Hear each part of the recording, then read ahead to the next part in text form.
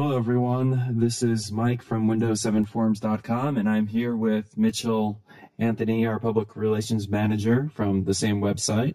Hey, Mike. How are you doing? Hey, Mitchell. And we're here to discuss CCleaner, believe it or not.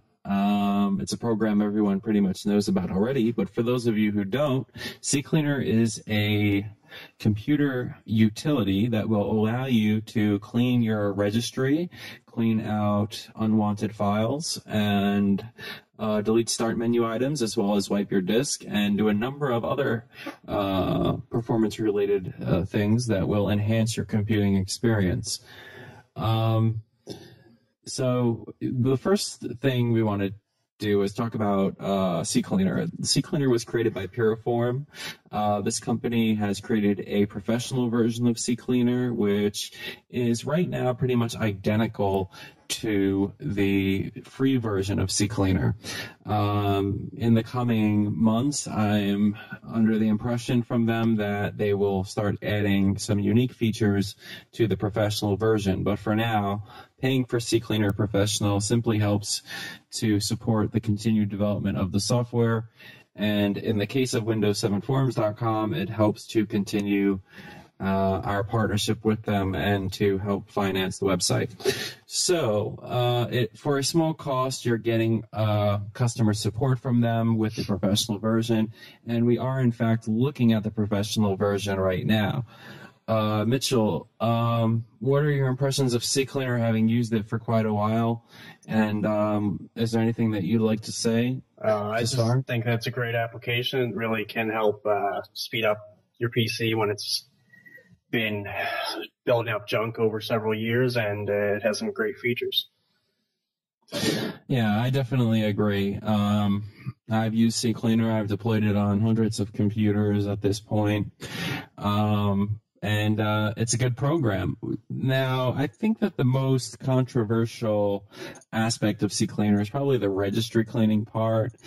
People seem to either love that feature or they take offense to it. What is your opinion on that, actually? It's kind of a very generic set of rules that it uses for cleaning things. So you're taking a risk by using it, as you always are with registry cleaners. But in my experience, I've encountered very few problems with it. I don't even usually do a registry backup when running. Right, me neither. I usually don't use the registry cleaning component whatsoever. But let's go ahead and just run the registry scan just real quick and see what it comes up with here on this machine. And this, of course, is a virtual machine that we're testing in here. Mitchell can see the screen, and I can as well. I've noticed that these .NET Framework version 1 references pop up most every time you run the application. Right, and those are there, as you can see them. Version 1, for some reason, seems to be missing registry keys for some reason, although Microsoft says that in some cases that is normal, I guess in case they ever put this data back or something. I don't know. But for a clean install of Windows, this is pretty much normal. There's a couple problematic issues here with .framework, but I myself would not actually go ahead and mess with that. And for example, we do have one errant looking thing here, and this has to do with the VMware tools, which are a collection of drivers for the guest operating system. It's kind of like running a chipset utility. So I wouldn't want to actually delete this stuff, even if it's sort of missing DLL files or whatever. Even if those DLL files aren't there, I wouldn't want to delete the entries just in case I feel like something might be using it or something, or looking for that entry for some reason. I don't know about you, but I just want to clear it. Yeah, it's probably just there for applications that were built on version 1 or something, and just package those specific DLLs with the application, perhaps. Right, and of course there's 14, so it's not really that many. If it was like, Yeah, performance impact would be very minimal. As a matter of fact, you'd never notice it at all. Right, if it was 10,000 or something like that, I think you would want to be concerned. But even then, with the processing power that these systems have now, and the amount of memory shouldn't be that big of a deal. So let's go, and so that would actually clean out your registry and delete unwanted keys. This includes missing shared DLLs, unused file extensions, ActiveX and class issues, type libraries, applications, missing fonts, application paths, missing help files, messed up installers, obsolete software, run at startup entries that aren't there, start menu ordering, MUI cache, sound effects that are missing, and Windows services that aren't working. This would actually just try to correct or fix all of that or remove it. In our case, it's just a couple of missing DLL files, so it's not that big of a deal. When we go to the cleaner, this will actually go ahead and clean out Internet Explorer, temporary internet files, history cookies, Windows Explorer, recent documents, pretty much everything you can think of in Windows Explorer. In the system itself, it'll delete all the temporary files. It'll empty the recycle bin for you, delete memory dumps that would exist in C Windows, System32, mini dump, or I believe that's the right directory, clipboard, check disk file fragments, Windows log files, and you can actually even check off even more stuff that you probably wouldn't want to clean out. For example, I think there's some environmental variable paths or something that you wouldn't want to touch. It's worth noting that if you've recently uninstalled a lot of programs or reinstalled a lot, also selecting to clean old prefetch data will actually wipe the Windows prefetch, which is like a system used to enhance the speed at which applications load, and basically just loads information from those applications, catches this to the disk for faster loading time. And if you were to clean that after uninstalling or reinstalling a bunch of applications, you'd basically be at step one again. It would slowly be filled up with your most recent applications and whatnot. Right. So basically you're saying if you delete the old prefetch data and uninstall a whole bunch of programs, something that you would see like here would be empty? Is that what you mean? Or well, it's just the way prefetch works. It basically prefetches files popularly used by programs or you or whatever, and it just kind of enhances the speed at which they launch. Oh, right, like Superfetch was for Vista, right? Right, so that would actually remove that data, and it would be useful in the event that you actually, I see, if you uninstall a whole bunch of programs because they're no longer on the system. Helps maintain performance, just on this extent.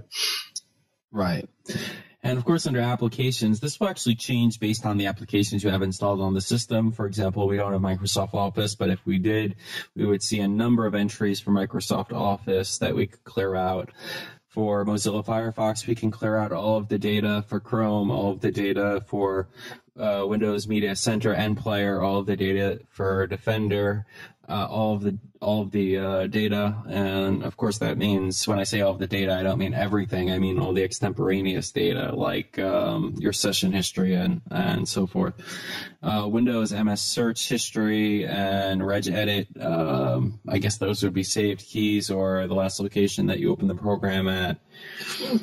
So if we go ahead and we analyze what we're removing here, and really there's not much to be removed since this system has really just been installed, we'll still clear out like 41.3 megabytes, which today is a minuscule amount. On my main machine, if I ran it like once a day, it would probably be like 500 megabytes based on the activity that I'm using in my browsers and stuff.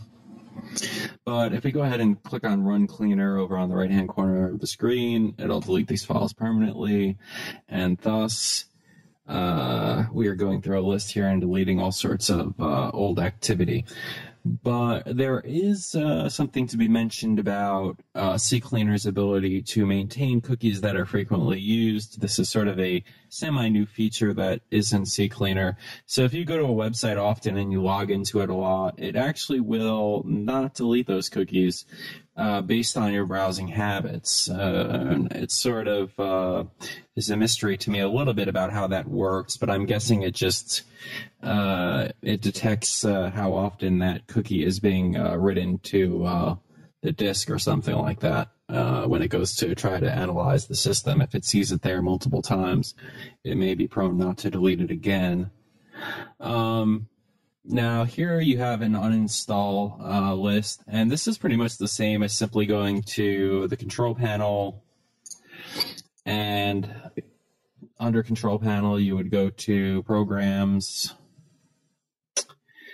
and under there, you would see a list of programs that you can uninstall. It's pretty much the same feature, so it's a little bit useful to have it within the program, I suppose, while you're doing your system maintenance here, but it's not necessarily a requirement, I don't think. Startup, I think this is one of the most more useful parts of the program. What do you think about that, Mitchell? Well, I think it's great. It lets you not only just disable startup entries, but also delete them if you find they keep coming back or they actually serve no use to you. And as well, with the Internet Explorer integration, you can speed up your browser start and navigation time by disabling add-ons and such. Right, and I mean, with the startup, this is not a normal system. Anyone that's been using a computer from a store or even using their system for more than like a couple days will have more startup entries than this. This is just like the bare minimum. There's Google Update there because I installed Chrome, and there's VMware Tools because I installed the device drivers for the system. But for normal systems, you would have all sorts of things here that you probably wouldn't want to delete, and some that you would. In many cases, there are startup tools for programs that help them to run faster. For example, there's AcroTray, which helps Adobe Acrobat and Adobe Acrobat Reader or Adobe Reader run faster. So we wouldn't want to delete something like that. So in this area, we have a bit of a conundrum here trying to show you what would normally be here, but there you would definitely want to look up in case you don't know what you're deleting here before you actually do delete it. And you can always disable it as a test. And of course, this matches up with msconfig. If we go back, we can go and see where you used to be able to actually go in and disable things here. Of course, you could not delete them. In Windows 8, you'll actually be able to delete stuff from startup pretty easily without editing any files. So this part of CCleaner may not actually be necessary this time next year, surprisingly. So we also have System Restore, and this is where we have System Restore points. The system creates System Restore points anytime an important software installation is created or when important system changes are made. So you can go here and actually remove certain System Restore points. And I guess that's useful as well. Mitchell? Yeah, especially considering like the 10 or more gigabytes of disk space that is typically fragmented by restore points. Yeah, definitely. I mean, I can't even begin to describe like how you would want to properly configure System Restore so that you don't have to delete this. But then again, you still probably want System Restore points on your machine if you don't do regular backups at least once every couple weeks. I limit it to about 3 gigs on my installs usually. Really? Yeah. Yeah, I usually just let it use up 30 or 40% of the drive if necessary. Only because I'm worried, just in case something goes wrong. Yeah. But anyway, and then there's Drive Wiper, and you can use this to wipe free space off the drive. And you can determine the number of passes. That's how many times and how complex, I believe, you're going to start wiping data off of the drive. So if you had like a extra hard drive here, you could erase everything off of an entire hard drive and replace them with basically what are ones and zeros. But the number of passes sort of indicates how difficult it would be to get that data back were you to try to undelete those files. So for most people, unless you're trying to hide something from the government or something, I would think you just want to do one pass. if you were trying to clean up some free space or something. But really, there's very little need to do that unless you're like throwing out a hard drive. And if you were throwing out a hard drive, I would just take a hammer to it and, and destroy it. Go to town, yeah. Go to town, yeah. All right, so although some people might claim, you might be able to tape it back together or something, Yeah, so under options here, you have the ability to do all sorts of things here. Run CCleaner when the computer starts. You can add it to the Windows shell, recycle bin context menu. You can automatically check for updates with CCleaner. You can do silent background updates. You can actually run the program from the command line, but I'm not going to go into that. If you run from the command line CCleaner /auto, it'll actually do an entire cleaning of it'll do the cleaner, the registry thing. It'll do it entirely silently without you even knowing about it. Just, and you can, on that note, you can actually configure the same command in Windows Task Viewer to automatically do it for you, like once a week or daily or however often you'd like it to do it. Right, and schedule surprised it. they haven't included that feature in by default. Right, they really should include that as like an optional feature or something, like some sort of show you a calendar and when you want to do it. These are cookies that you'll never delete, so you have sort of like ones that you want to keep, and of course Perform put their cookies there, and of course there's Google there because that's our homepage, I believe. At least I think that's why that's there. And of course you can, I believe over time you can add to them if you don't delete all of them with the cleaner. And of course, here are some files that you wish to include for removal and files you wish to exclude for removal. So if you're adamant about not deleting a certain file or deleting a certain file, you can go ahead and add it here. And if you click on the add dialog, you'll get a driver folder, a file, a registry key, etc. And if you go to advanced, you can show the initial results in a detailed view. You can only delete files in recycle bin older than 24 hours. You can hide warning messages. You can close program after the cleaning takes place. You can minimize to the system tray. And you can save all settings to an INI file, which I suppose would be different from the way it handles things now. It probably just writes it to the register or something because of the program. It's just to save configuration options for if you were to set it up through command line or auto cleaning. Yeah. And users, well, select the users you wish to manage, current user only, or you can set it up for all users.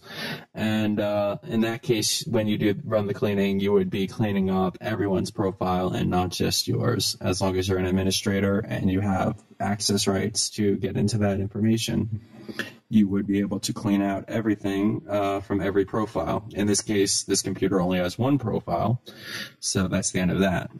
But CCleaner is known for its simplicity as a good thing. Some of the best, I think, program application designs are minimalistic, especially when they're free. In the case of CCleaner, I do have a soft spot for the professional version because they have been offering it for free for so long. I do hope they actually succeed and add all sorts of like insanely amazing features in a professional version at some point in time. They do have a network version for Active Directory and access points on a network that you can just place it, and it can like go ahead and clean 100 computers or whatever you license it for. But right now, that's it. I mean, I don't know if there's anything else we want to talk about with CCleaner. No, not really. Just on the mention of under tools where you looked at wiping drives, if you actually wipe free space on solid state drives, it can theoretically improve seek times and thus performance. Yes, that is correct. The mistake would be, if any of you out there don't know, is not to, and you can't do it with CCleaner, so don't worry about it. Don't defragment your solid state drives whatsoever.